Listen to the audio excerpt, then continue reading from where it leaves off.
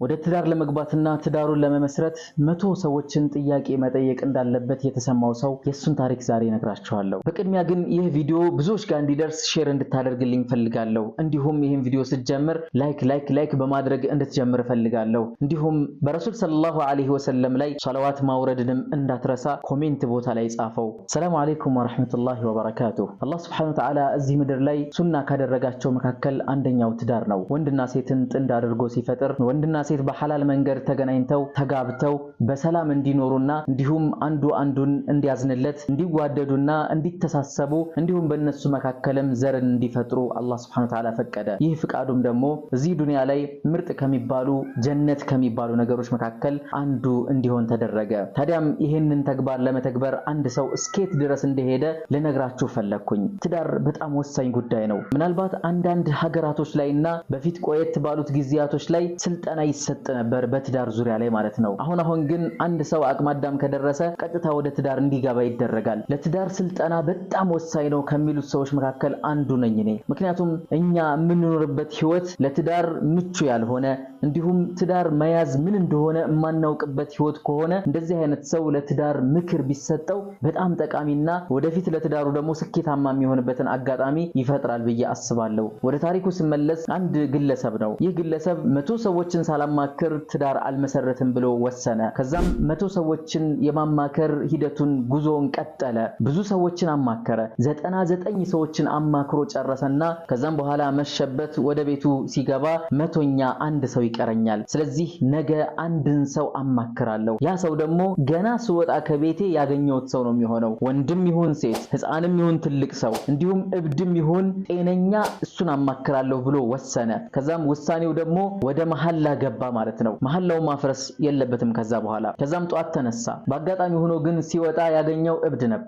ይህን እብድ ማማከር ይኖርብኛል፣ 100ኛ መሞላው በዚህ እብድ ነው ማለት ነው ብሎ ግዴታ መሐላዬን መወጣት አለብኝ፣ ለመሐላዬ ደግሞ ሌላ መካሻ ነገር ማድረግ አልፈልግም በማለት ወደ እብዱ ያመራል። እብዱ ደግሞ እንጨት ላይ ተሰቅሎ እየጋለበ ነው። እንጨት ላይ ልብ በሉ። ከዛ በኋላ ይህ ሰው ወደ እብዱ ሲቀርብ እብዱ እንዲህ አለው፣ አንተ ሰውዬ እንዳትቀርበኝ፣ ይቺ ፈረሴ እንዳትረግጥህ በማለት ይነግረዋል። ከዛም እብድ ነው ሰውየው። እሺ በማለት ወደ ኋላ ትንሽ ቀረታለና እኔ አንተን የሆነ ጥያቄ ልጠይቅህ ነው የመጣሁት በማለት ጥያቄውን ሊጀምርለት ነው። እብዱም ቀጥል አለው። ከዛም ጥያቄ ምን መሰለህ፣ ምናልባት አንተን መጠየቅ ላይኖርብኝ ይችላል፣ ነገር ግን አንተን እንድጠይቅ ሊያስገድደኝ ነገር ደግሞ ትናንትና 99 ሰዎችን ጠይቄያለሁ። መጠየቅ ያለብኝ ደግሞ 100 ሰው ነው። 100 ሰው መሙላት አለብኝ ብያለሁ። 100ኛው ሰው ደግሞ ማንም ይሁን ማን መጀመሪያ ጧት ላይ ያገኘሁትን ሰው ጠይቃለሁ ብዬ ቃል ስለገባው በራሴ ላይ አንተን አገኘው፣ አጋጣሚ ወደ አንተ መጣሁኝ። ስለዚህ ጥያቄን ልጠይቅህ በማለት ጥያቄውን ጀመረለት። እኔ ትዳር መመስረት ፈልጋለሁ። እስካሁን ድረስ ትዳር ውስጥ አልገባውም። ስለዚህ ወደ ትዳር ከመግባቴ በፊት 100 ሰዎችን ማማከር እንዳለብኝ ስለተሰማኝ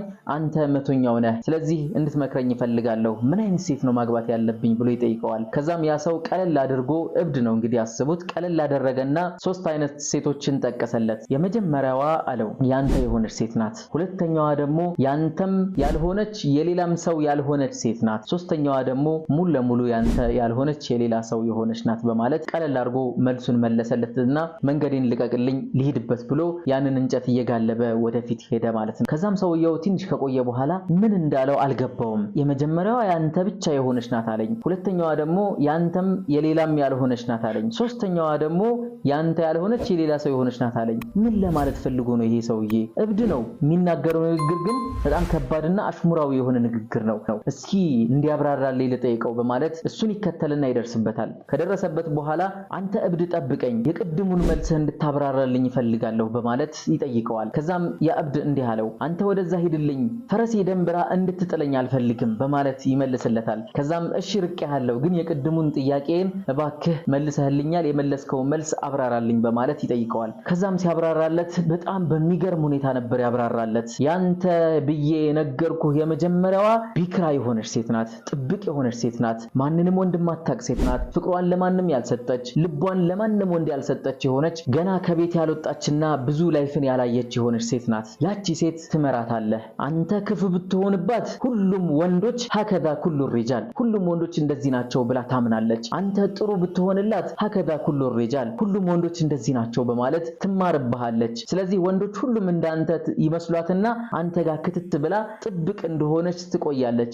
ይቺ ሴት ያንተ ናት አለው። ሁለተኛዋ ደግሞ ያንተም የሌላም ያልሆነች ማለት ልጅ ከሌላ ወልዳ ትመጣና ወለደችለት አባት ወይም ባሏ ይሞታል፣ በህይወት አይኖርም። ከዛ በኋላ ግዴታ ሆኖባት ልጇን ለማሳደግም ህይወትን ለመግፋትም ስትል ታገባለች።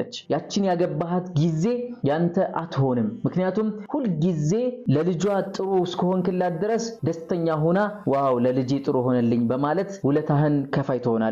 ነገር ግን ልጇን ባሰቃየህባት ሰዓትና ልጇን ደግሞ መጥፎ አይነት እይታ ከተመለከትክባት ሌላ መጥፎ የሆነ እይታን ትመለከትባታለህ። ስለዚህ አንተ በሰጣሃት ልክ ትመልስልሃለች። እቺ ያንተም ያልሆነች ናት፣ የሌላም ያልሆነች ናት። የሌላም አትሆኑ ደግሞ ያ የመጀመሪያው ባሏ ስለሞተ ማለት ነው። ሶስተኛዋ ደግሞ ሙሉ ለሙሉ ያንተ ያልሆነች ነገር ግን የሌላ የሆነች ማለት ምንድነው?